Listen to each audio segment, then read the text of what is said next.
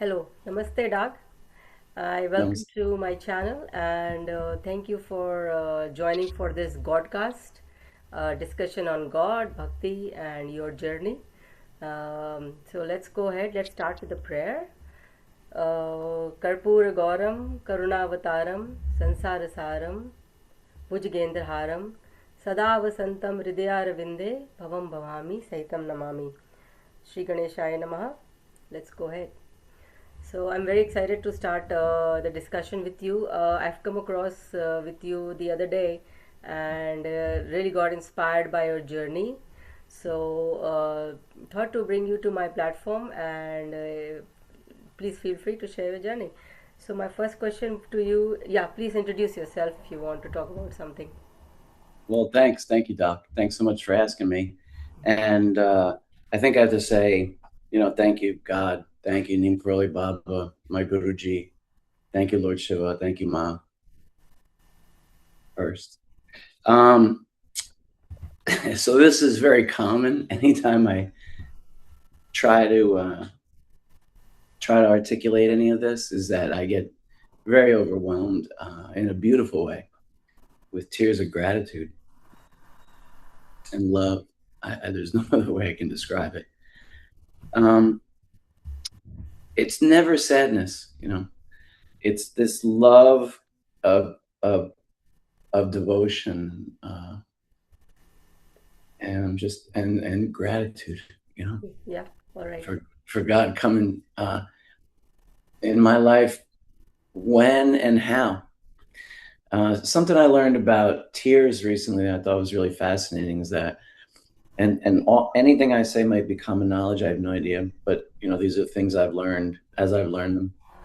Is that the physical chemistry of tears of pain and sadness are different than those of joy. Mhm. That the actual constitution of like what makes up those tears are different chemically. So tears of joy that are coming out are what's coming out. Yeah, So I mean, yeah, thanks. Thanks for inviting me. And it's such a blessing to know any of this, any of it. And I don't know, like I was raised in the Catholic Church, in a big family. My parents, so I have four siblings. There's five of us all together. I'm the second oldest. And when I was 12, almost 13, my grandmother moved in with us. So there were eight of us in the house. When there was just us, there was eight of us, and pets and friends and people coming and going. But no matter what, we went to church every Sunday, every holy day of obligation. My father still does. He's 84. hmm, Never misses a day. We never missed a day. My older brother and I were altar boys at a young age. So, and my father was military, and my mom's family was military. My dad's family, military, all the way back to World War One. hmm, So it's a very structured family. So when it came to religion, it was the same thing. It was okay, very structured. We followed and we did everything we are supposed to do. okay, So and I was thinking about this before. It's really interesting when I had my first cup of coffee and I was waking up and doing meditation. Is that what I didn't connect in all those days of being in the church, hmm, and hmm, sitting next to the priest and holding the books. I really didn't connect to Jesus. I didn't really connect to God, hearing all the words. It was when the songs were sung. yeah, That's when I just lit up like a Christmas tree. And wow, that's when my heart was like, yes. And there's one song in particular I was singing in my head this morning called "Let There Be Peace on Earth," and let it begin with me. And I mean, we would sing it, and everybody meant it. And that's what got me. So it was never like, the scriptures are cool, stories are great, and all that. I love all of it. I love the history, but it was always the feeling. It was always the heart, the like how connection, much. the connection that you Say it have. again. Connection? Well, connection, but yeah, but like that it was always through like heart and music, Yeah, the rhythm, you which felt the rhythm actually. Yeah, the vibration. yeah, For sure, yes, for Mm-hmm. sure, Mm-hmm. 100%. And I never wanted to leave. You know, it was like being on a cloud of like love. So I mean, as far as like, how did I get here? So I'm 55 years old. Mm-hmm. I've been through a lot. No, and through no matter what, I've always worshipped Mother Nature ever since I was a little kid. Uh, and I just marvel at every aspect of her. Um, and I remember looking at like a map, of the globe as a kid, and seeing like all these countries. I'm like, they fit all together. It looks like they all fit all together.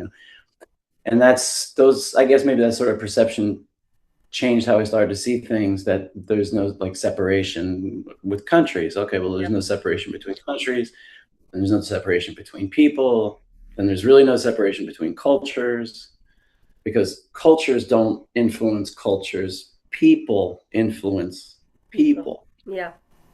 And I remember learning that in college. I was like, wow, that's really true. Yeah. Because here we are, different cultures influencing one another, whether or not we know it or like it or Yeah. not. It's just the way it is. Exchange. Basically, we exchange energies and the frequencies. That's one of the currencies. Yeah. The frequency, I like how you said that. Yeah, Yeah. yeah. Mm. It's really interesting. Something that I was thinking about, total side note, I'm going to go on a million of them. I hope I answer any question, but Yeah. is that something I was thinking about the vibrancy of the Indian people in general, and the overall physical health and well-being that I've seen, through all these years of going to temple and all these Yeah. things that I've gone to, and people that I've met. And the devotion, I think, that is such a huge part of the culture, and the nutrition and how you eat, and what it means to eat and what you're actually taking in. Yeah. It's affected just generations and generations and generations. And the vibrancy in the Indian people, to me, with direct correlation to belief, to uh, to the connection with God, and eating good sattvic food, Yeah.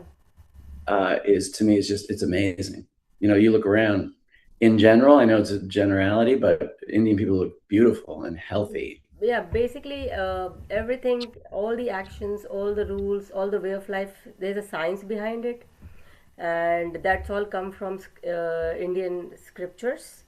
Mm. So our rishis, like Sapta rishis, started all this, and then those are all written in the scriptures, and they are all available for reading, and everything like the music, the food, the Ayurveda, the medicine, the way of life. It's everything is coming from the scriptures. Mm. So Indians are like we being taught from the very beginning to follow certain rules in life, and that becomes part of us. So Yeah. that's the whole idea behind it. I think it's so wonderful because everything means something, like, and Yeah. there's always a reason why things are done, from my observation, like in the culture. Hmm. Something I was thinking about before, Hmm. like, really what a blessing it is. I mean, I just have an outsider's perspective, but what a blessing it is that the Vedas have survived, Yep. when there are countless cultures that have had their scriptures stripped from them, Correct. and they'll be gone forever. Yeah. And part of that is the strength. I guess I'm just thinking this is the strength of the oral tradition, because if that oral tradition wasn't carried on Hmm. so strictly as it had been before it was even recorded, Hmm. it wouldn't have lasted. Yeah. So, you can take something from somebody physically, but if that's, I'm getting the chills, but if that's in the chanting that Yeah. have lasted thousands of years, you could burn everything else away. Yeah. Those will last forever and ever and ever and ever. And Yes. nobody else can take them from So anybody. there is No a war, no pillaging, no nothing. Yeah, so there is a saying, "जाको राखे साइयाँ मार सके न कोई." So what it means is that it is all protected and coming from the mouth of God. Basically, it's Mhm. coming from Mahadev, Shivji, and Yeah. it has been transformed by Vyasji into various granths and Vedas and all that.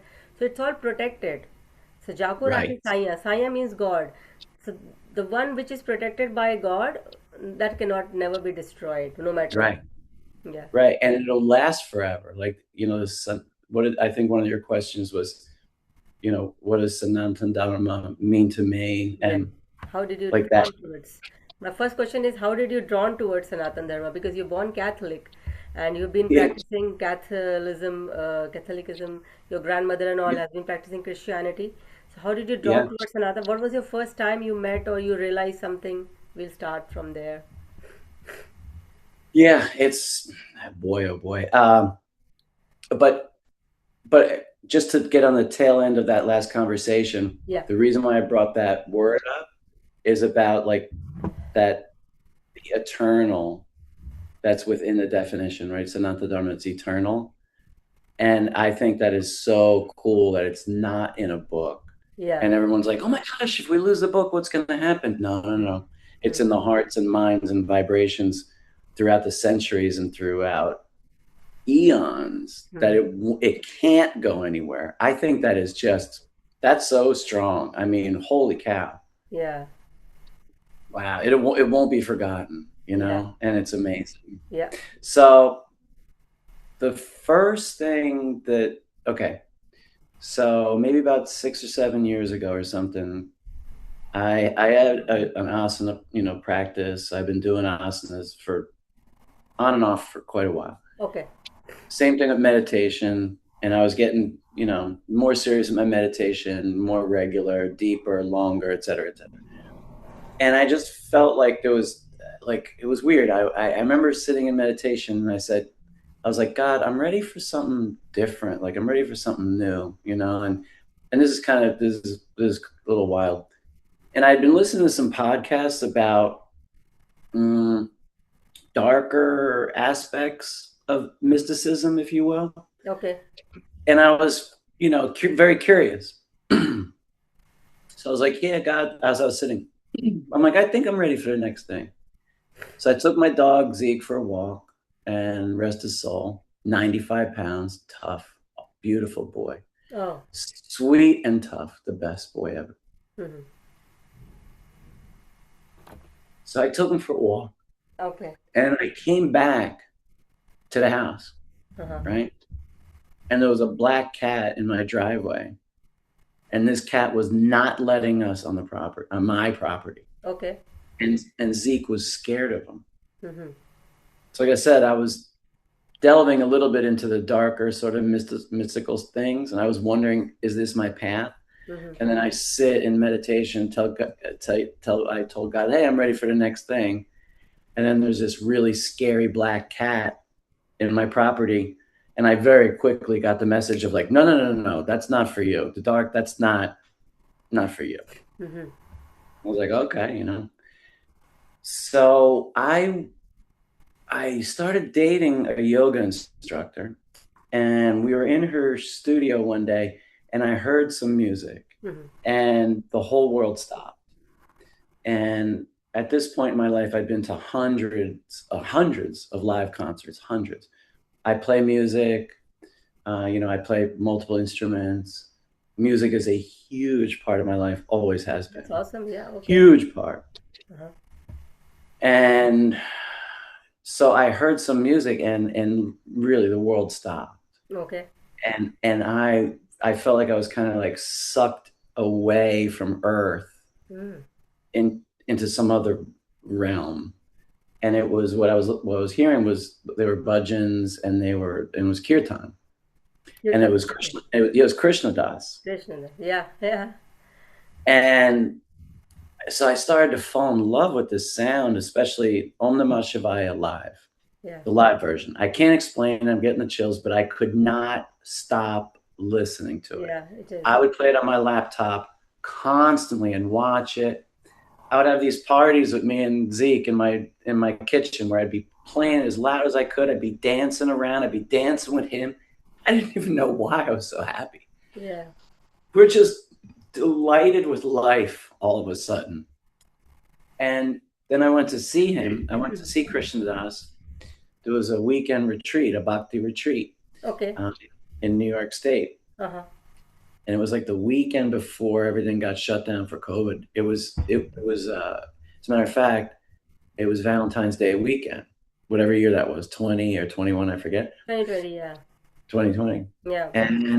And I loved it. The music was wonderful, but to me it was still music. And I didn't get it.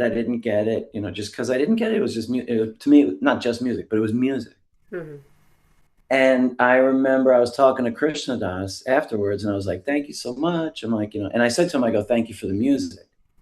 And then he said the next day in the lecture, he was like, "This isn't music," And I was like, "Ooh, shoot." This is mantra. Right. And Yeah.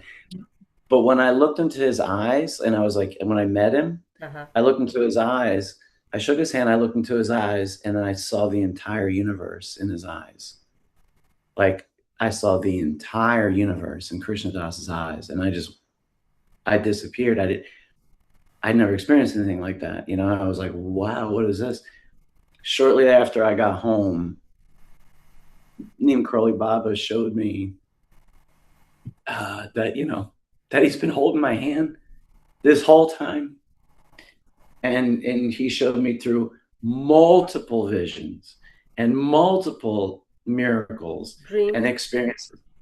No, real life, every day, real life, right here, right now, miracles, visions, and experiences. And in the astral plane, anywhere they could exist, he showed me multiple times, almost to say, when are you going to stop not believing? Let me show you this. Let me show you this. Let me show you this. Here's another miracle. Here's another gift.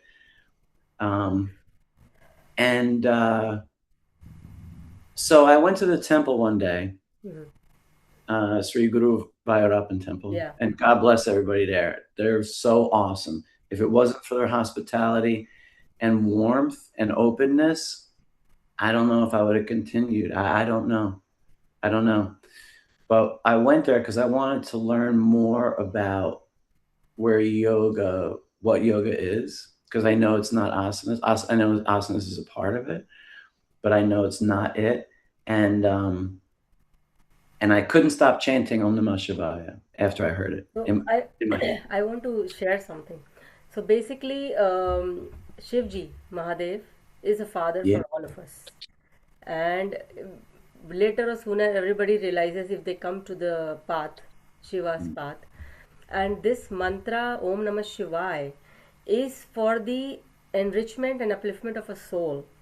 So whatever position or situation somebody is in life, if they start chanting Om Namah Shivaya, he guides what should be the next path and how your soul needs an upliftment.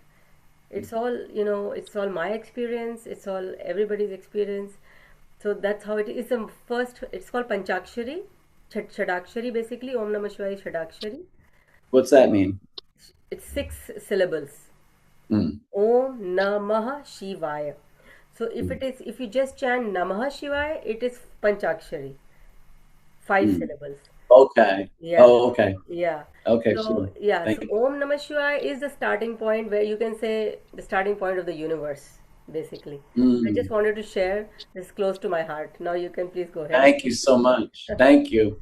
And thank you so much. And I was really blessed. Like I looked up the mantra, and I looked it up, and like the different syllables, like Om, Na is earth, right? Ma is water. Yeah. Shi is fire. Yeah. Va is ether. Yeah. And Ya is space, right? Yes. So in that mantra, it's everything. So I have this book, Shiv Puran, and it has mentioned basically what is each of the. We have time, so let me share that as well.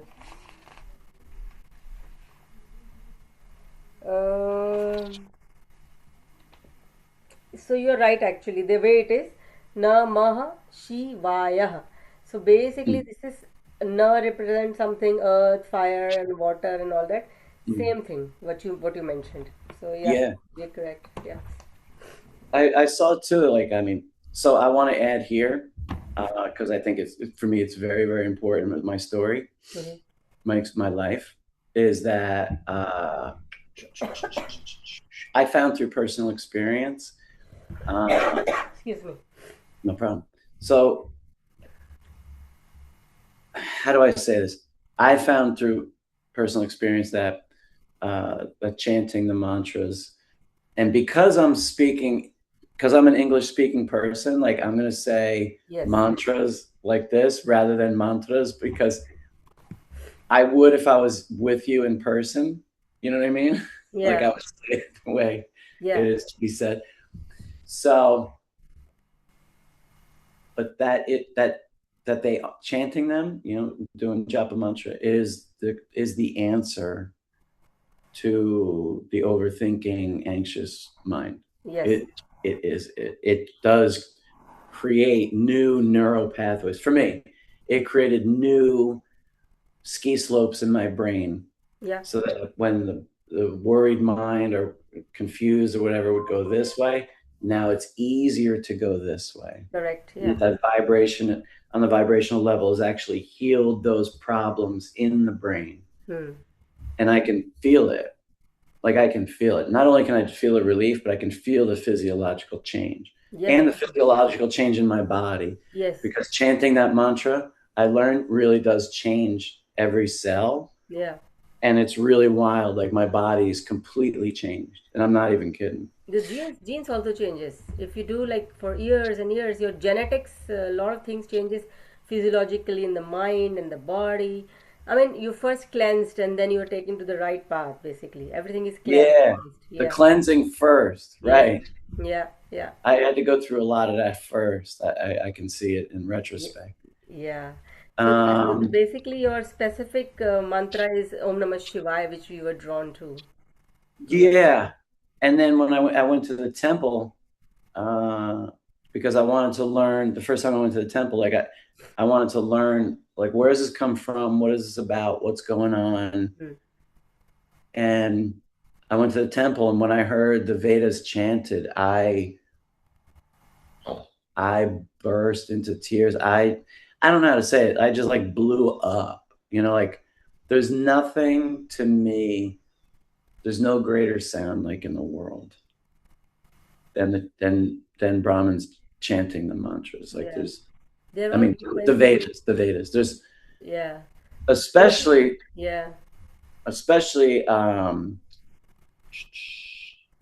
the chief priest, Venkatesan. How do you say his name? Venkatesan, right? Sri Venkateshwara. Yeah. Wow. Those guys, I mean, they rattled my brain and heart, and I just, it's like hearing them. It's not even hearing. I feel like it's not even hearing. It's every sense is lit up when they're being chanted, and it's a call back to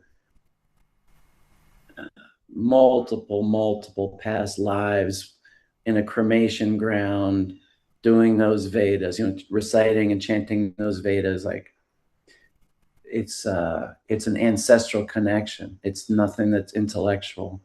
I hear them and I just go like this, like a zombie, like I'll follow you wherever you are. I'll follow that sound wherever it is. and I play them for animals here, for birds, especially the water birds. I've noticed that when I play the Vedas, the chanting, the 21 Brahmins that I have, like, that when I play them, that the water birds particularly, they calm down. They settle into whatever they're doing. Yeah. Become extra natural in their environment. You could tell that they've heard them before. Yes. It's a very familiar sound for them. It's a very familiar sound for the water. That's the word, familiar. So what all of us, like all the beings, be it human or animals, we are all part of one, which is one God, right? We can say Shiva in our case. And so everybody is coming from there, but they have been conditioned in a different environment and different situations. So they forget wherever they are coming from.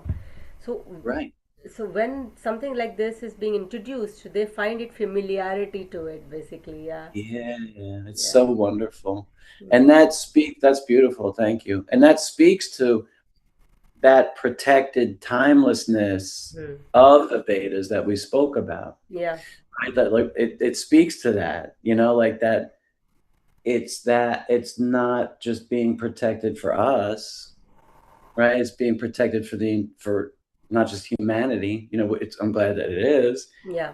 for everything, For everybody. for the well-being of all beings, of Prakriti. all sizes. Nature, basically. Prakriti. Right. Yeah. Yeah. All the plants, the animals. So basically, Mahadev is called Pashupati Nath as well. I'm sure you have heard about it. Pashupati Nath. Yeah. So, Yeah. so Pashupati is Pashu means animal, birds, whatever. Pashupati means the animal's master. Oh, that's right. Yeah. Yeah. So he's also called Pashupati Nath. Nath is also master. So all the animals also, I have seen, animals bowing down to Mahadev in front of Shivling. In Yeah. India, there are several situations, several scenes where, the cows, the bulls, the dogs, the monkeys, they're all coming and bound, snakes coming around to the shivling and doing like this. So Yes. everybody is bowing down to Mahadev because they find familiarity where they are coming from. Oh, so amazing. Yeah. So amazing. All the beings know it too. It's so incredible. Yeah. Which all of them, I mean, there's so many examples. No, it just goes to show that, like, you can't make this up, as they say. You can't make this stuff up. Yes, you can make it. A cobra bowing to a Shiva lingam like that, you can't. Come on, right? So amazing. Yeah, yeah. And Lord Shiva's connection with dogs, and yoga itself, and music and rhythm, Yeah. and it just made perfect sense. It wasn't a choice for me of like, oh, who do I feel like following, or what's this God about? It was just, this has always been Yeah. my God.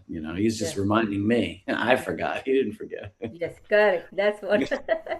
Yeah, yeah. People forget, but he doesn't. He's keeping No, it all the time. Yeah, he's keeping no. it. Yeah. I heard a comedian. Oh, I'm sorry. Just real quick. I heard a comedian recently say, he's like, yeah, a friend of mine was like, hey, what's going on? What's up? And he goes, you know me, brother. I'm looking for the Lord. And he goes, the Lord ain't lost. We are lost. Yeah. But go ahead. I'm sorry. You had All a right. question. No problem. So, my next question would be, what did you find in Sanatan Dharma that you felt was missing from your previous way of life?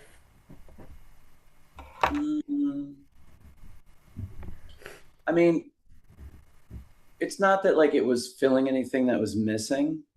I wasn't looking to fill like any hole or gap, or I wasn't looking for. I was curious about what was next. I mean, I was like, I'm ready for what's next. So Yeah. I wasn't looking down different paths and Yeah. seeing like which one did I feel like worked for me. Yeah, what I mean is that there is everything is beautiful, in this world. It's all made by God. Even the previous way of life was also beautiful. It's just, as you said, it's a different path. So what I'm trying to ask is, what is more fulfilling you found or you felt as a Oh, person, like which was missing in your previous life? Yeah, oh, okay. So now that I've found it, yeah, like what do I could see like was missing? Okay, yeah, that's cool. yeah. The value of sacredness Mm. of life, of um, the recognition of sub eka, I think is how it's pronounced, of all one. That I always felt that we're all one, and like we really are. It's just a matter of the different. Conditioning. Yeah, and how close our vibrations are. So if you and I are standing next to one another and you can feel me, Mm-hmm. right? But our skin isn't touching, but you can feel me. Mm-hmm. So that's a vibration that's back here. So at what point Mm-hmm. do they intersect? Nobody can say. Yeah. Science can't look at, say, an X-ray of you and me and say, oh yeah, no, here's where she felt his energy. Mm. So if they can't see that, then there's no way to tell where I start and you end, or whatever, Yeah, yeah, yeah, yeah, yeah. and I've kind of not really felt it to that degree. That's kind of how I felt like as of late, but I've always felt a oneness to life, and I've never seen it recognized really elsewhere, much less by a tradition or a religion, if you will, or philosophy, whatever. Um, that for sure. And primarily, the thing for me is that it's the people, it's the land of Bharat. Hmm. That to me is number one, is worshiping nature. Mhm. Number one, number one, number one, Yeah, number one, yeah, number one. yeah. And when I learned that later, Mhm. that that that the people of the land, that primarily and like initially, like that Hinduism was born out of that, is that it is a worship of the world, of the land itself. Everything And is worship. I learned that later, like after I Yeah, was even turned on to yeah, Dharma. And I was like, well, yeah, no wonder I was connected, because that's primarily who I am, is that I worship nature as herself. it's Um, and yeah, that's totally missing, with the yeah. exception of other traditions like the Native American tradition Mhm. and the native traditions from all lands. They all start in that tradition of worshiping the land, the ones that have survived. Yeah. All So, the ancient ones was primary. mhm. Yeah, so everything is worshipped basically in Sanatan and Hinduism.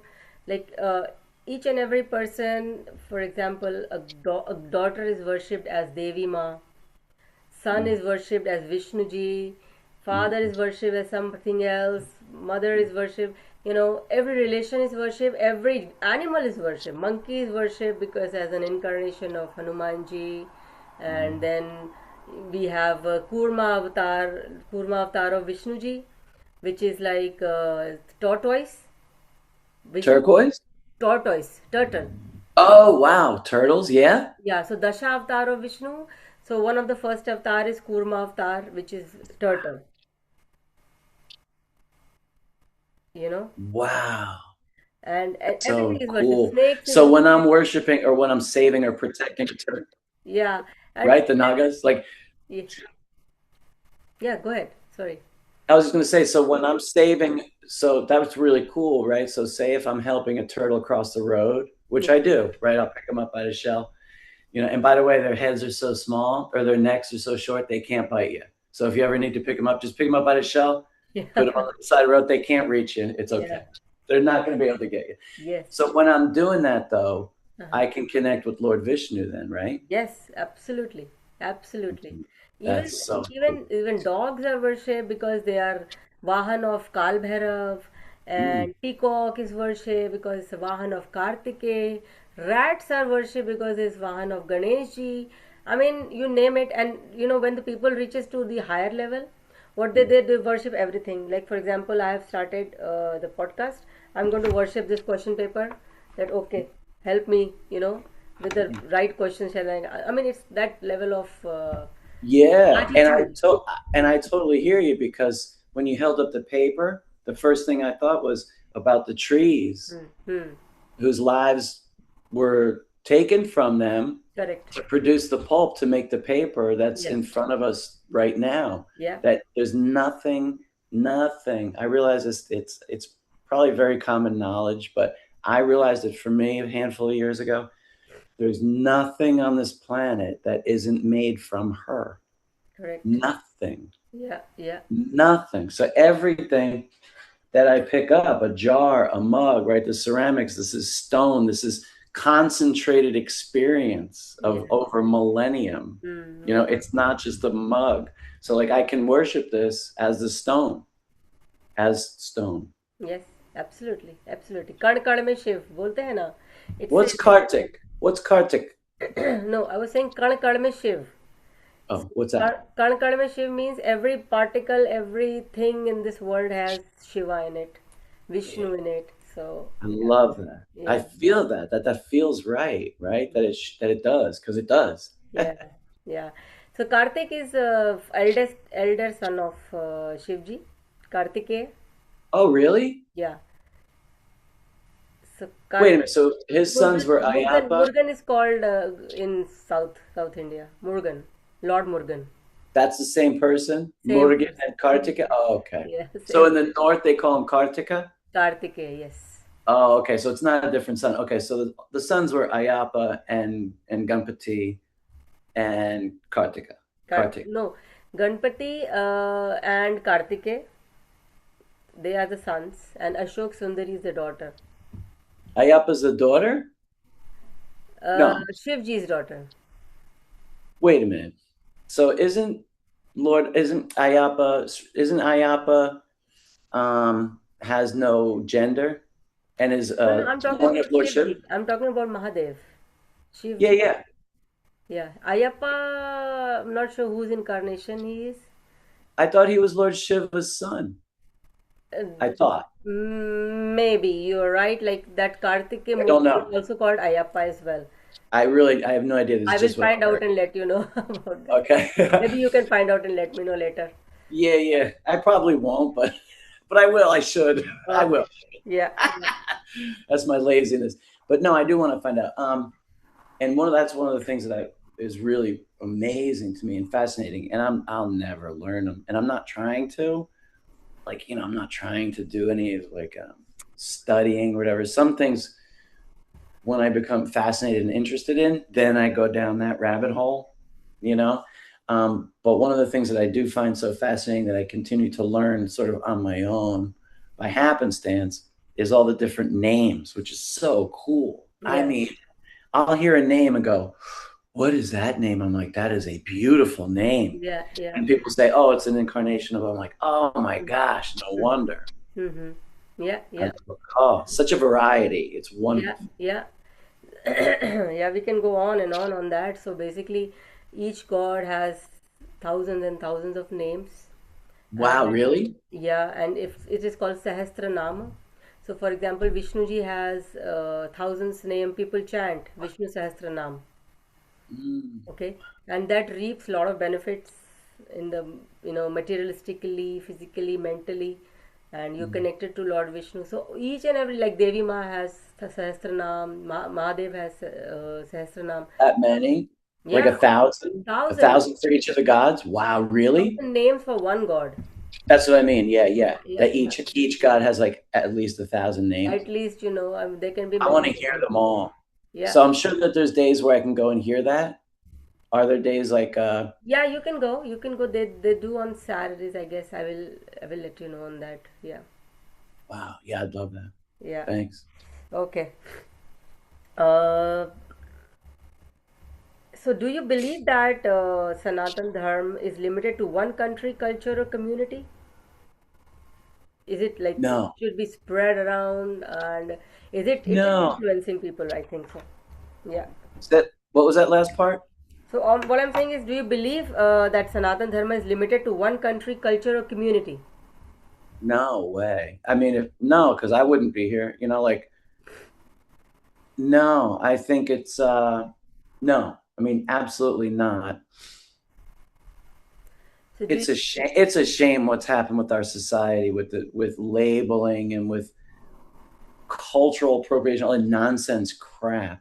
yeah, I heard Krishnadas say it the best. He said, "I just go where the love is." yes, He goes, "That's it. I don't care about any other crap, and I don't either." Like, it's upsetting, almost like, yeah, and it is upsetting yeah, because I feel like that there's part of me that almost has to defend, not to you, but sometimes, and not to anybody really, but just in my head, maybe because of society's BS. mm, Why would I have to? And I don't explain myself to anybody anymore. I just don't. I mm, just don't. I don't have to, and I don't want to, and I'm too mm, tired. yeah, And I don't care what anybody else thinks. But society in general, like, oh, I'm the white guy at the temple, like trying to get something, yeah, like, right? And that's a real shame, yeah, because I grew up in the church I grew up in, Doc, everybody came in and out. mm, People of all color, people that were rich, people who were poor. So and that's a really something I really want to say about mm, Christianity and Catholicism in that regard. mm, I mean, I'm talking about the early 1970s in mhm. Union County, where it was, race was a thing. This is the early It 70s, is. right? The northeast of the United States. Mhm. Everybody was welcome. Yeah, We didn't, I swear to you, there was no separate, it didn't matter. If you're coming for God, you're coming for God. Yes, yes. So it's the same thing with the Dharma. Like, it doesn't matter. You know, I just think people just don't know about it. One of the coolest things about it, and when I started going to the temple, I said, the only way I can explain it. So going to Catholic Church, it starts at this time, then we do this prayer, we do this prayer, we do this prayer, we do this prayer. Everything goes that way.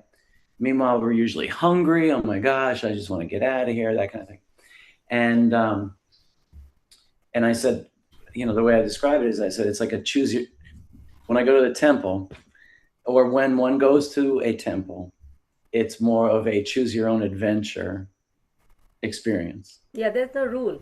There's no foundation that you do Right. this, that you know, I then love it. yeah, then I, only you I will get love it. something. So see, you don't have to do anything. You just start Om Namah Shivaya from You the don't have to do anything. nobody's stopping you, you know. Just Yeah, just recite walk the around, see you later. You can yeah, come, you can go. No one says bye. No one says stop. No one says anything. But when I started to ask questions, then people would get engaged, and then we would start to have community all of a sudden, and all that stuff, right? yeah. So I think it's just, and one of the things that really blew me away, Doc, is that I'm like, the Dharma is so American in its values, Hmm. or rather, American values. Like American values are, they can find their roots Yeah. so much in the Dharma Yes. of freedom, independence, Correct. freedom from everything, Yes. dependence on one another, attachments, all the things, finding a God of our own. Yeah. You know, that was one of the reasons why this country was founded, was Yes. for the religious freedom. Yes. So to have that independent, rebellious, wild Yes. spirit to find God of our own, I Yes. can't believe that temples aren't filled with Caucasians. I swear. I can't it's just a matter of time before they find it. And they're going to be like, oh, it's been here this whole time. It is. It is the basic law of nature, basically. Yeah. Whatever you mentioned They're in going to freedom, find independence, it. the law of Everyone, nature remains the same. It remains the same. everyone's going to find it. Like, Yeah. so that's a long way to answer your question. Like, it's only limited to the people, like, right now, Hmm. who are practicing it, who are usually people from the East, right? So it's Indian people who are practicing it because that's what you grew up with. Yeah. So it's just a matter of time before more people learn about it. And it's universal, because everything about it is universal. It's Hmm. not going to go anywhere. It's timeless, and it's going to sink into the fabric of culture Yeah. until it is, I mean, ultimately in the Sat Yuga, that's going to be what everything is, Yes. right? Everyone's going to be is practicing the Dharma, right? Because in the Sat Yuga, that's just the way the entire universe is. Yes. Is that so? It's going to be a matter of time. You know, it's Yeah. just where it is now. How So long is this Kali Yuga before the Sat Yuga? Who yeah. knows? But Yeah. I mean, people are saying it's couple of years left for Satyuga a to couple of be. years. Yeah. Wow, that's great to hear. Yeah, I mean, because a lot of people are practicing dharma and there are changes in their lifestyles. Satyuga is something, nothing but just, you know, simplicity of life and people following dharma, people not killing each other, people helping each other. It's the cause, like, basically everybody is working toward one cause of uplifting others, basically. That's what Satyuga is all about. And maybe the cleansing is going on right now, and all the Right. dharma people will stay on, and that will become Yes. yes, And it's going to continue to grow. So, like, which answers your question about, like, is it limited to a culture? Like, once again, like, no, yes, it's yes. just a matter of time before it permeates all of culture. It's not. It's yeah. It permeates. That's the right word.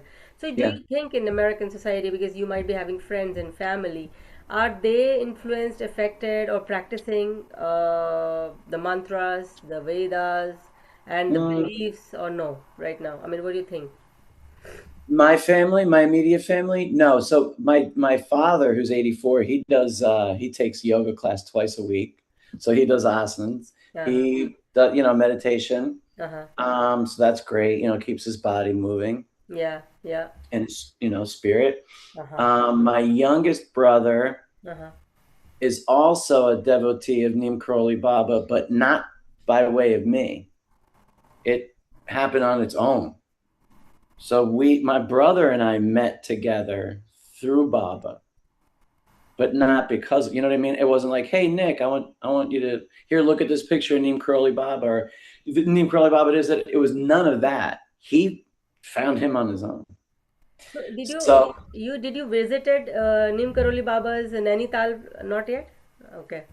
no, I haven't been to India yet. No. Or did you read any book about him, or how Yeah. did you get connected? Oh yeah. Anything that's written, I read that I can find. Anything I can find that's, I read it. Any documentary, everything that I can find that about him, I read. Oh, Yeah. okay. So people say that he was the incarnation of Hanumanji.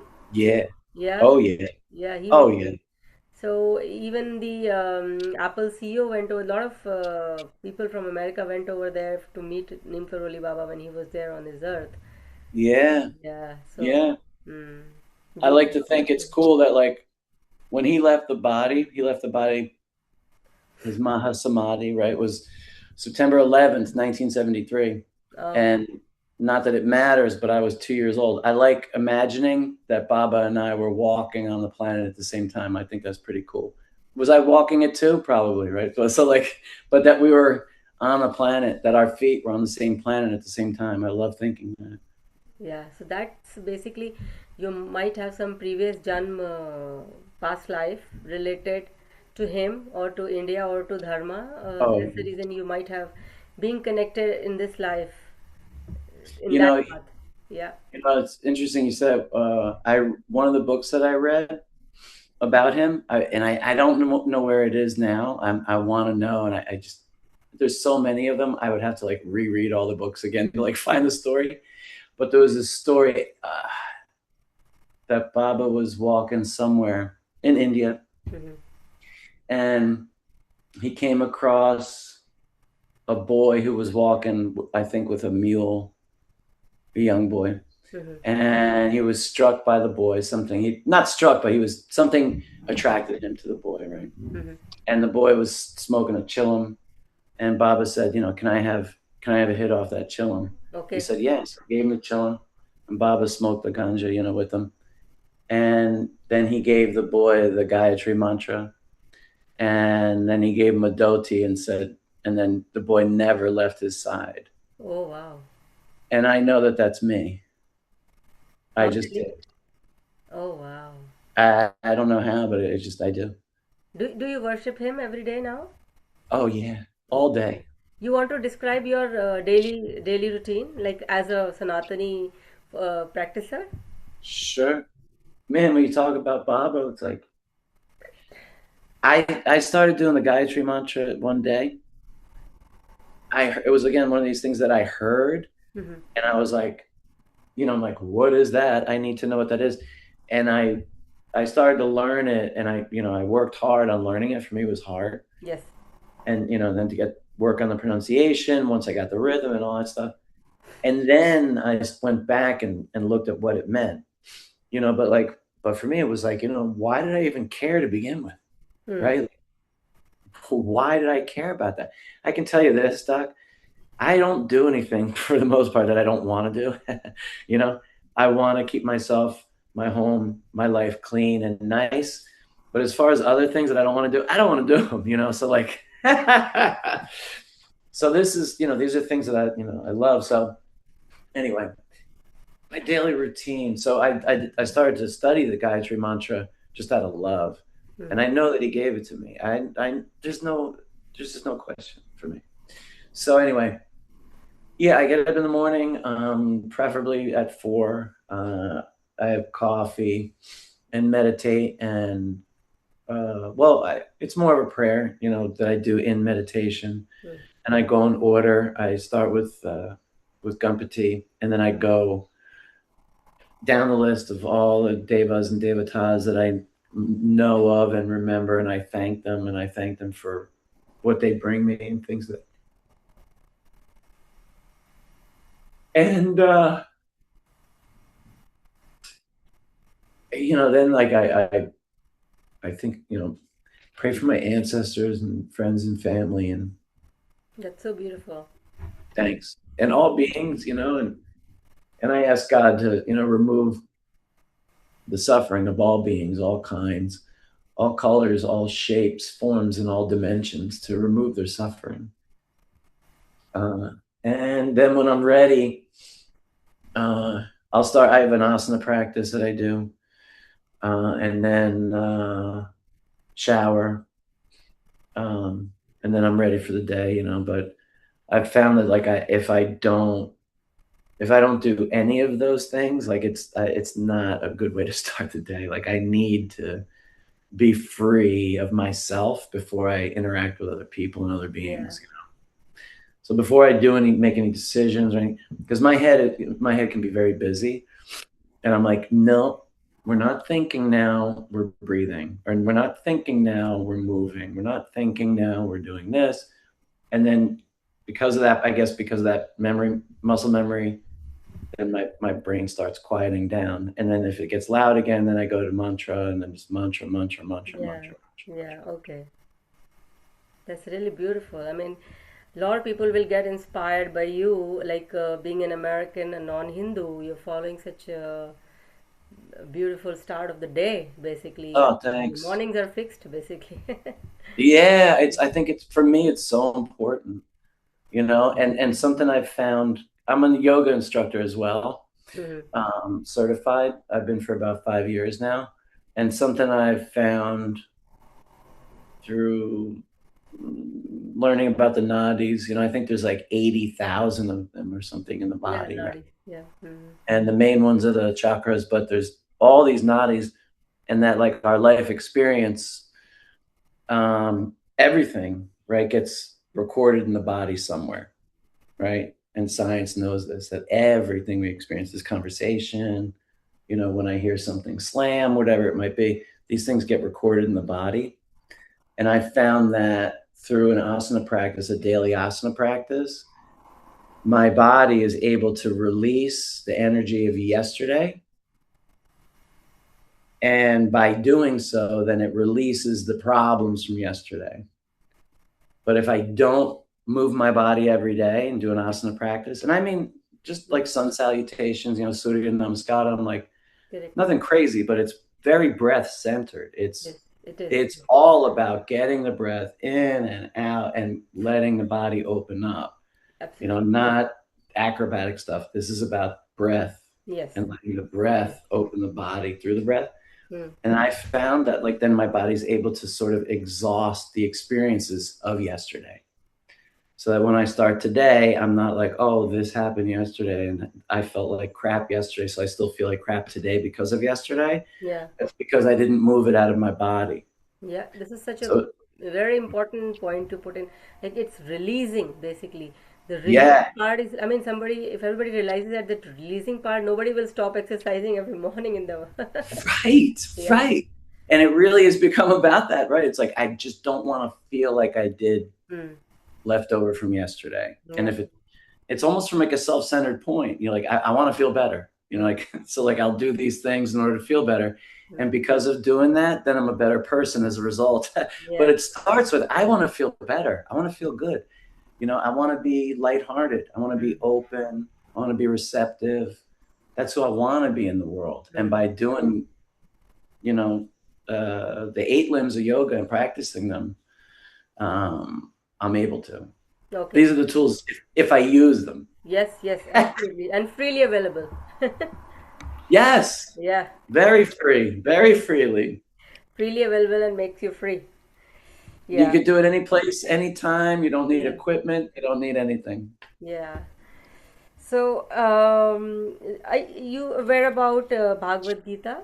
Did you ever try to read it? Yeah. So, when I was studying for my certification, we read it, and I was thinking about this before when I was looking at your questions, that walking around inside the temple, in the Sri Guru Vayarappan temple, how there's shlokas translated into English. The shlokas are there, but they're also translated into English. Yeah. Whatever they chose to put on the wall to me is the most impactful thing I've ever experienced from the Gita. Like those passages, like Yeah. those shlokas rather. And those were the first things like I read, because my first time going into the temple, I walked in with this guy in the parking lot and I said, "Can I go in here? Is this okay?" You know, and he goes, "Yeah, yeah, come on." Mm. And then he was like, "What brought you here?" And we started talking. And then so he showed me, he's like, just we'll walk around. And he goes, Wow. read the things on the wall, just Yeah. walk around. And yeah, and those shlokas are still the most impactful. And like there's something about like how much God loves to be loved. Yeah. And it's like that's the number one yogi for me, is give me that person who just loves me so much. Yeah. And I'm like, yeah, that's me. I remember first learning about Lord Shiva, when I first learned about any of this, and I heard that all Lord Shiva wants is love from his devotees. And I'm like, oh, you got that. I'm like, don't worry about that. You'll Yeah. get the love from me. I got that. I got plenty of that. Yeah, yeah. Love him and love his children. Yeah, right? Yeah, and I'm yeah. like, I can do that. I can do that. Yeah. So, so, so how was your life? How was your family and friend react to your spiritual Hmm. transformation? I don't know. I don't really talk about it much Mm-hmm. or anything, like Krishna Das was interviewing somebody, I can't remember, years back, and the guy was studying Buddhism, right? And it was a Jewish guy. And he said to Krishna Das, he goes, "My mom can't stand when I talk about Buddha." Mm. She goes, "But she loves when I am the Buddha." Yeah, yeah, yeah. So it's like, I don't want to hear Beautiful. about the stuff. Yeah. I want to see how, none of this stuff matters if I'm not treating people well. Mm. None of it. Mm. Um, so, I mean, they've definitely seen me grow and change. I mean, I've been through so many different things, incredible things. Like I got really sick. I mean, Mm. just so many things. So they've seen me change in many different ways. I know my dad loves it, you know, because he knows that I love God. He's very open-minded and very smart. Like I said, he's an extremely devout Catholic. Um, and it doesn't mean, you know, he's really open-minded, and he's very happy for me in that regard. I know my mom was very proud of me. She passed away about 7 months ago. Oh, And I know she's very proud, and, um, just proud of who I've become. yeah. Parents are always proud, whatever the kids do good.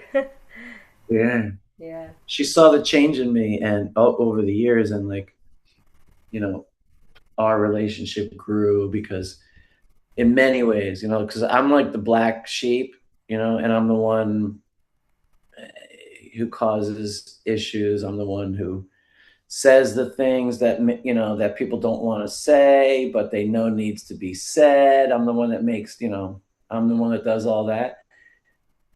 But by doing that and being that person, like, our whole family grew, Yeah. because it's all about the truth. It's all, if it's not about satya, if it's not about the truth, it all has to be truthful no matter what it is. So like, I was always the squeaky wheel. I was always the one willing to be the squeaky wheel to get the truth out there. And I know my mom appreciated that, and our relationship grew as a result. And those things they're gifts, of practice, because the practice just changes. Fortunately, it just changes who I am. Yes. You Yeah. know? Mm-hmm. Ramana Maharshi. I heard the story about Ramana Maharshi saying, I love him too, by the way, is that by doing japa mantra, he said, when you do the mantra, he said, it's like spreading seeds. And he said, so these seeds get blown all over the wind. And he goes, and some of those seeds get caught under the tiles of a clay roof, right? So these seeds get caught in there, and over time, over years and years, that clay roof starts to disintegrate. And then the whole house starts to disintegrate. He said that house is who we think we are. And to me, that is enormously powerful. Yes. That by doing the mantra little by little, it dissolves who I think I am. Yes. Yeah. And it shows me who I really am. Yes. Correct. The layer is removed. The layers. Exactly right. Yeah. Through tapasya, through making amends, through discipline, whatever it might be. Because I didn't know him. None of us are going to know what the layers are that we have that are covering all this with the subtle body and all these things. Like I don't know how much gunk was there, but through all of these different things that I was doing, it was dissolving those things. It was dissolving the gunk little by little until it was such a powerful realization you had.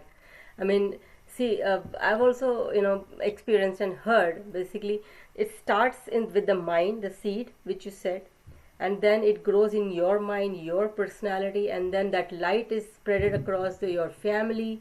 Everybody's affected, and then the family is uplifted, and that from family it is spreaded to the community. Right. The whole community is affected, basically. That's right. That light is like, that's powerful light is not constricted or restricted. It's just spread all over. Yeah, right. And it continues to grow. That's beautiful. Yeah. That's exactly it. Because then we're talking communities then affect culture, right, at large. And the country. Culture at large affects countries or, geopolitical boundaries, which are then dissolved and then. And then the world. Right. That's exactly it, and I absolutely love that, Basically, the law of nature, which I was talking about, the Big Bang Theory, you heard about that? Oh, yeah. Yes, it started like universe started from a point, and then it expanded to the extent that one day it's gonna blow up and everything will get over. Similarly, if a thought or a bhakti or a devotion start with a seed, it spread across all the beings, and basically we are all here to get transformed back to where we belong. That's called moksha, right? Yeah, right. Yeah. Back home. Back to home. Yes. Return. I'll share something with you. It's totally, apropos to this. Is that, and this goes to, speaks to like previous lives and Janma and lineage and all these things.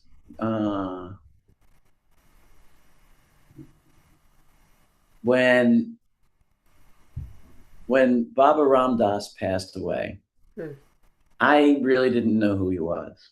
Like at that point, he was a historical figure that I knew about, a famous one, and has a relationship with one of my favorite bands, but that's really all I knew.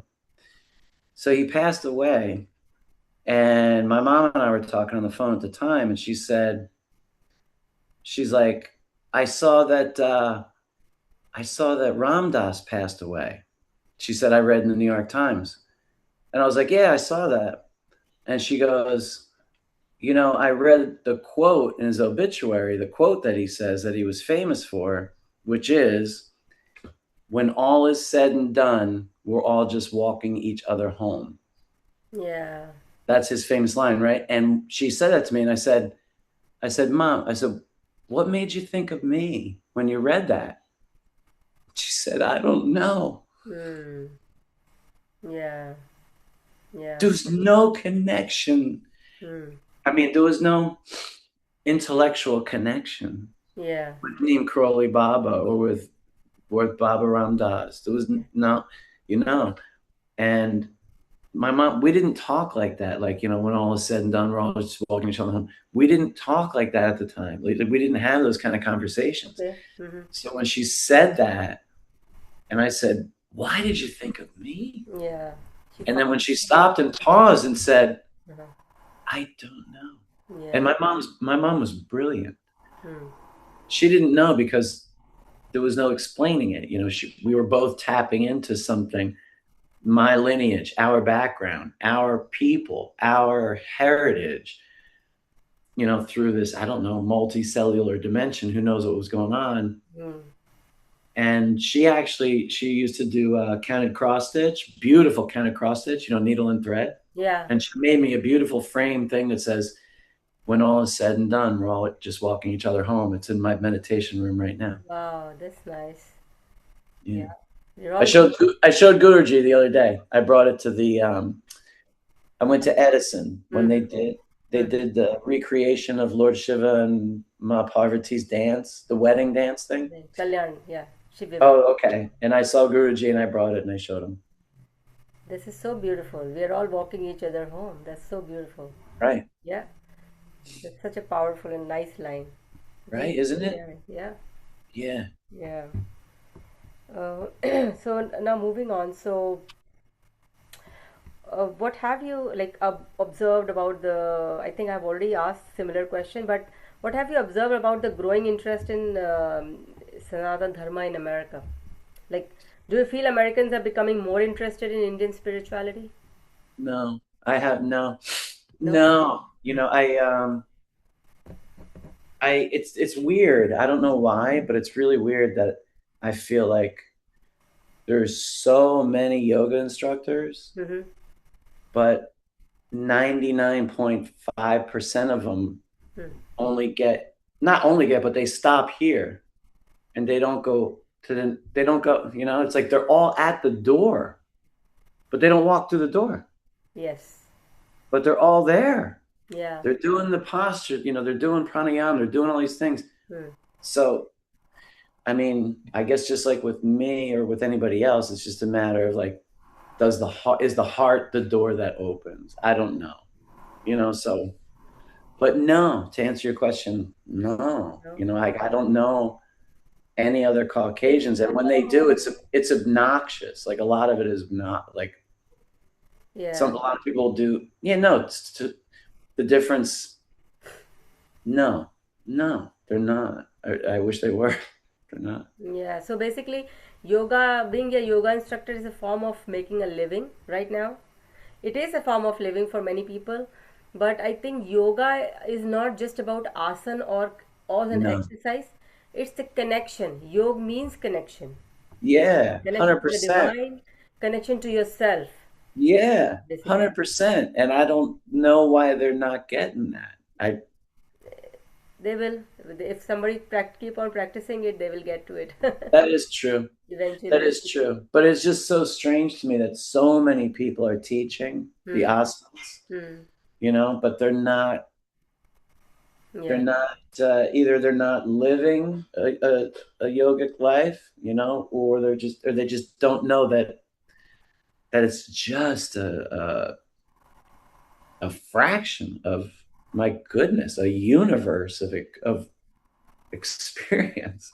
Yeah. You know, I feel like I've learned like a hair. Like I am just such a baby, Hmm. but I'm much more of a grown baby than I was before when I was just doing asanas, you know. Yes. I've Yes. learned a lot, It is but very there's deep. just so much Yeah. to go.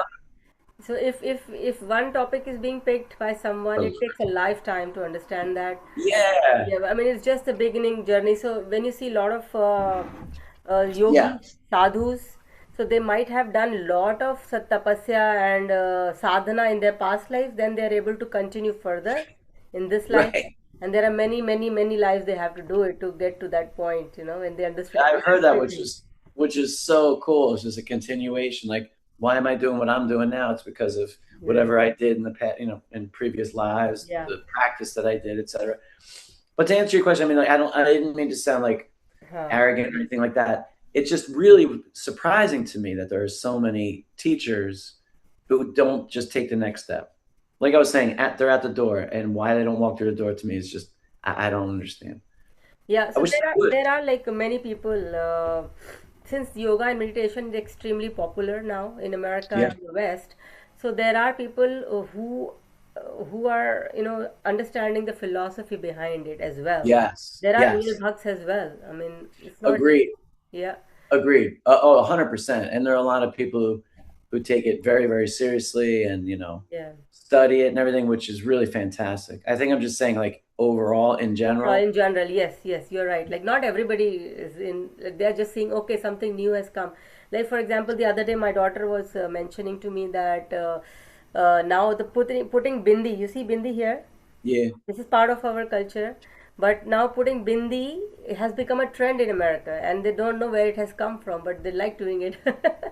So it's like something becomes trend, and then they get to see, and then they see, become curious, and finally they understand what's going on. Right. Yeah. Right. Finally, they understand what's going on because from what I understand, I mean, when they put that on, even when we don't understand what we're doing, Mm. those things have so much energy and power that they know what they're doing. Yeah. So the bindi takes over, and it was like, even though you don't know what that individual doesn't know what they're doing when they put it on. They might just be doing it, for a cosmetic reason so that they look cute or something. Yeah. There's so much energy there that it will teach that person what it is about. That's the way I look at it. Yeah. Yeah. Yeah. Yeah. That there's so much there they can't just put it on and just Mm. kind of get away with it. It's not how it works. Yeah. So yeah, what do you think is the biggest misconception about in America about Sanatan Dharma? What do you think people have misconception about? Like they know they don't know that's another story, but if somebody's like a layman, like layman in American general American see Mm. that okay somebody is doing puja or somebody is doing arti or following certain practices, Oh, okay. chanting Yeah. mantra. What is a Yeah. misconception? Okay. I At first I had no answer, and I was like, oh my gosh. Here's the misconception. I think the number one is there's a misconception that there are multiple gods, Mm. and the misconception that people don't understand that all of these aspects of God Yeah. that they can be worshipped, and that their strength and their resource can be tapped into Yes. when these particular things come up in our life, right? Like I need, Lord, like, oh, please, Lord Hanumanji, give me the strength today. I gotta do this. I don't have it in me. Mm. Please give me something.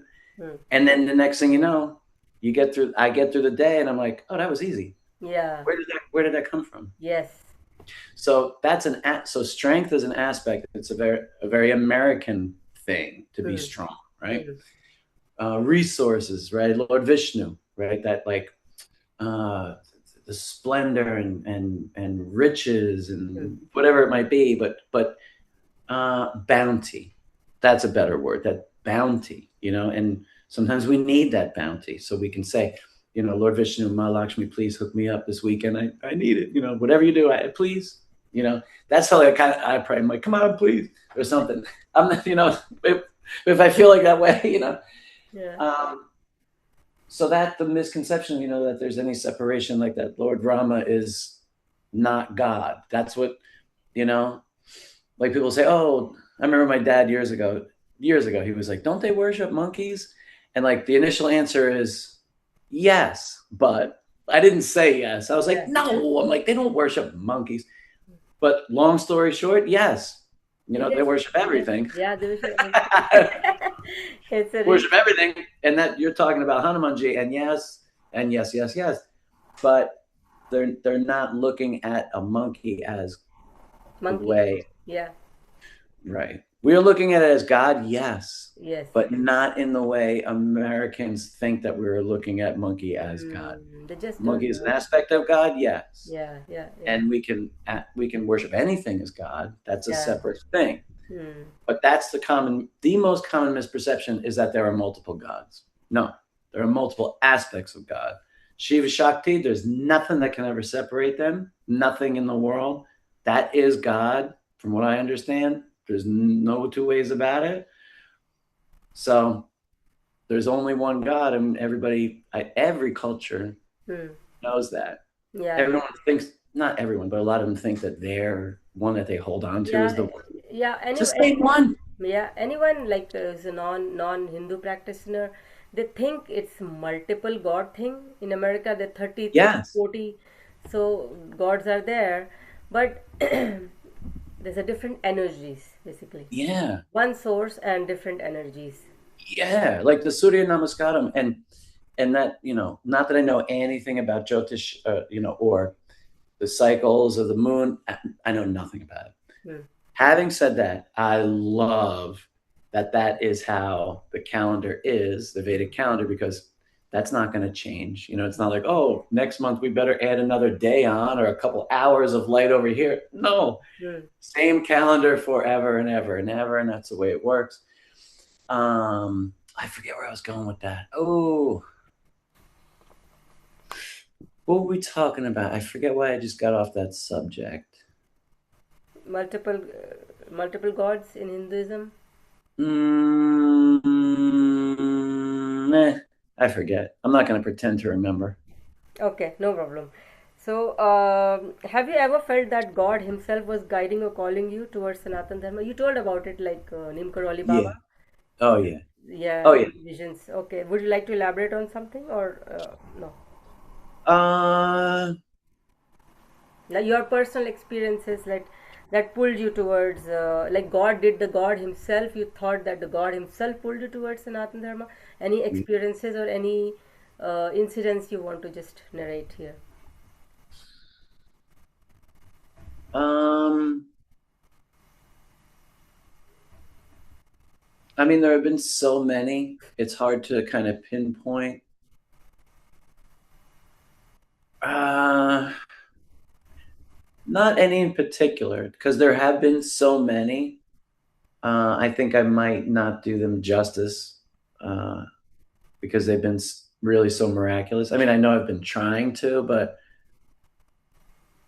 I don't know. It's kind of like every decision that I think I'm making, you know, is God bringing me back down the path that I've been down for however many lifetimes.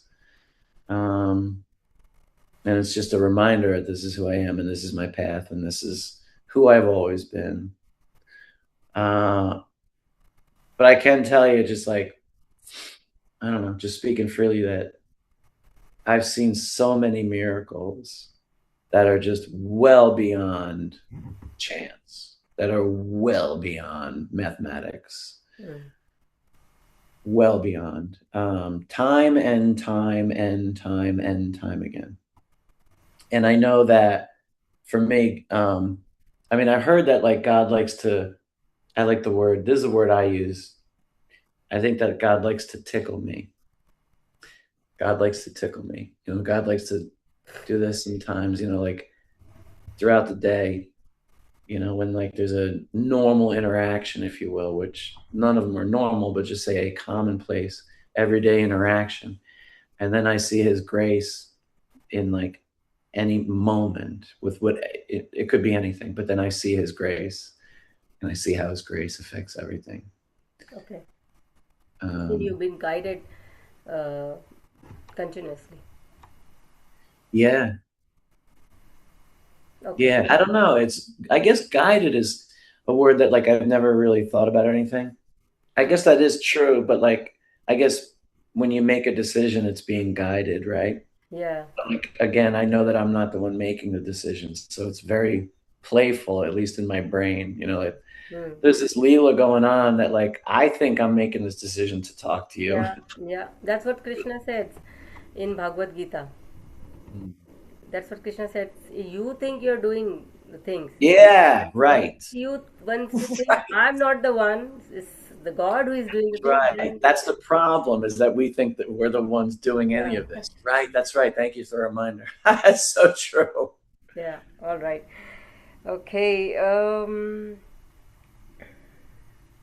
So if your younger self, the person you were before discovering Sanatan Dharma, were sitting across from you today, what would you tell them to your younger self, like a 5-year-old boy?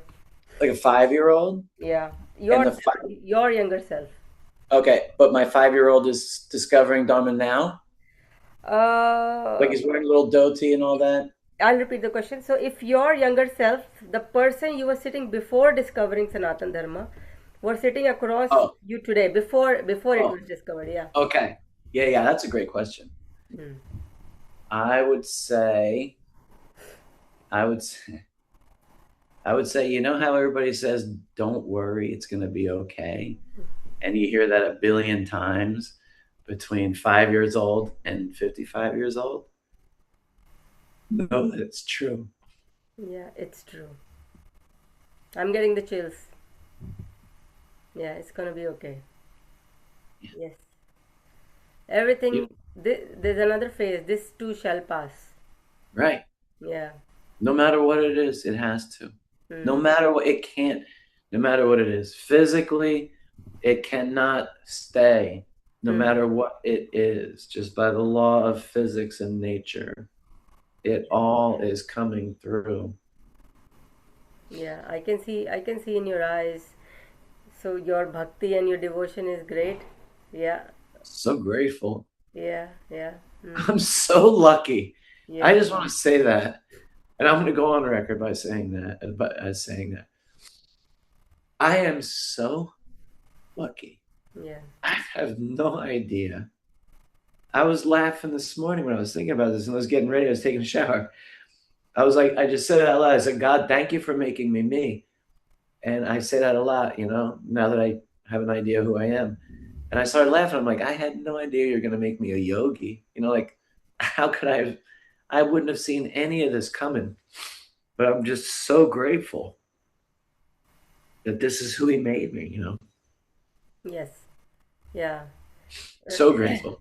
Yeah, everything's gonna be okay. Yeah, that's a very, very beautiful line for your younger self. Yes. Yeah. I mean, wish every child know. I mean, they need to be taught basically from Yeah. when they're 5 year old that everything is going to be okay. Because as we grow through adolescence and youth and teenager, there's so many things and people Oh, it's so hard. so hard and they get succumb to it and somebody takes wrong path and somebody is like struggling. So if you have that protected line that Yeah. everything's going to be okay That no matter what. no Yeah. matter what. Yeah, yeah. Another thing too that like Krishna Das says in his lectures, which is really important, he says, our thoughts are just that. Hmm. And he goes, but we're never taught that just because we think something, it doesn't mean it's true. Hmm. Like, at least in the West, we're never taught that. Hmm. Like, we should be taught that at like 2 years old or as soon as you can start to think.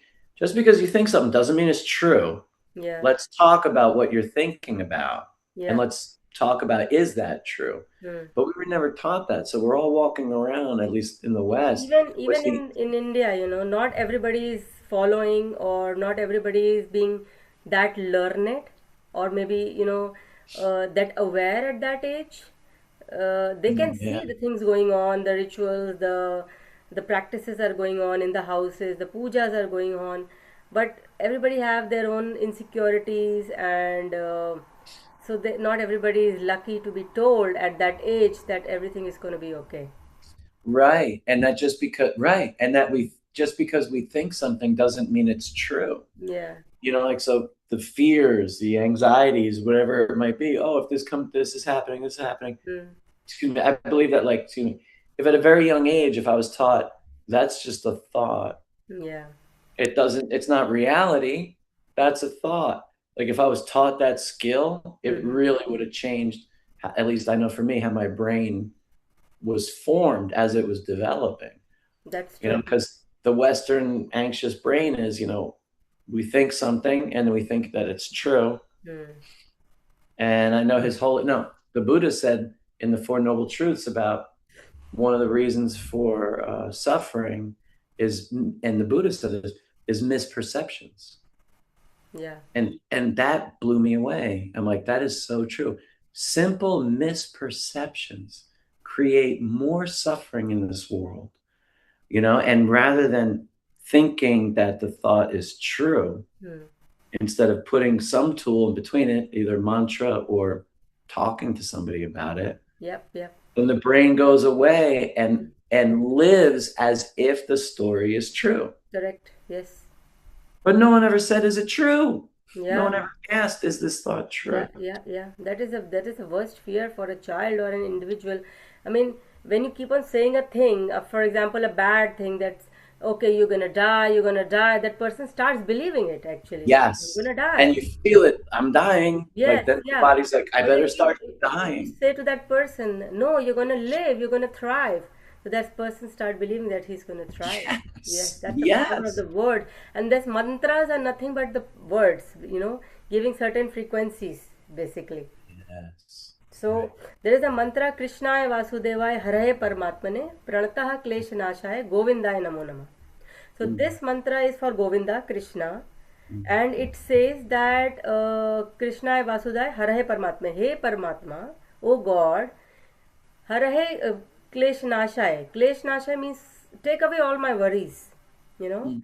O Krishna, Klesha, that's the word, klesha. Klesh, yes, Klesh is worries, all the That's worries. in the Hanuman Chalisa too. Do you, or is it that Yes, there's an Hanuman Kalesh? Chalisa too. Yeah, but this particular syllable is But for. tell me what it means. I'm telling you. So, Oh, Kalesh. yeah. So Klesh is worries, all the negativities in the world around me. So I'm praying to Lord Krishna, Krishnaya Vasudevaya, Harahe Paramatmane, Pranatah Klesh Nashaya, end all my worries. Mm, Govindaya Namo Nama. Oh Govinda, I am bowing to you. mm. So this Wow, is the meaning of that mantra.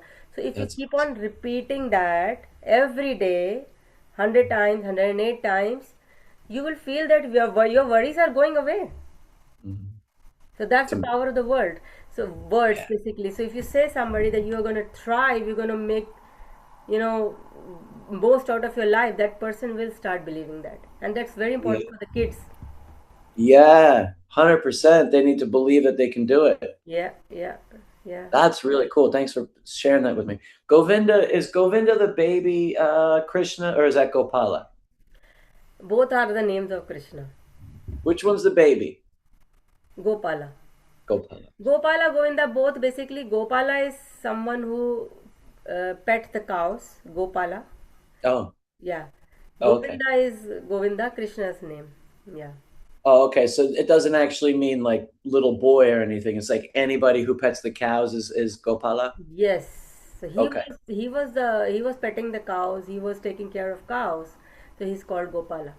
Oh, okay. So how about if a woman takes care of cows? Is it Gopala? Uh, you can say Gopi, Gopiyan. They Oh, okay. That makes sense. And then the gopis were the women yeah that in the village. Yes. were enchanted by Lord Krishna. Yes, in the village. Yes. Yeah. That's so cool. Yeah. Yeah. So yeah, moving on. If an American wants to understand Sanatan Dharma today, what would be their first step, according to you? Uh, if they wanted to understand it, Yes, if they want to understand, they are curious about it. if they're yeah, I don't know. I think maybe I would ask them like, I don't.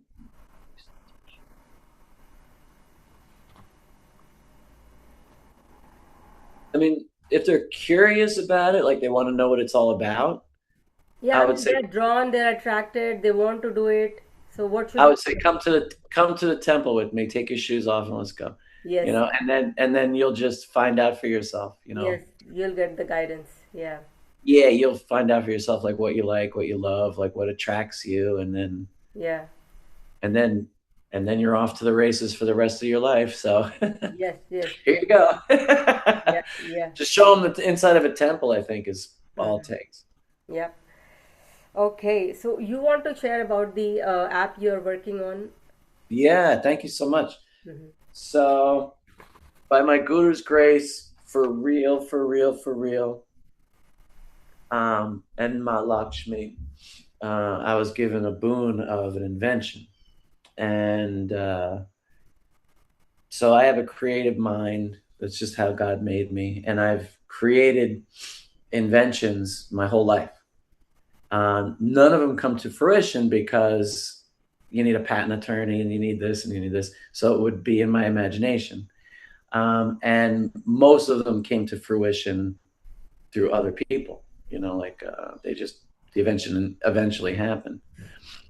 And long story short with this one is that after my most recent, no, not my most recent, but in the wintertime, I went and saw Guruji, and there was a homam in the winter. Were you there for that when it was snowing? Yeah.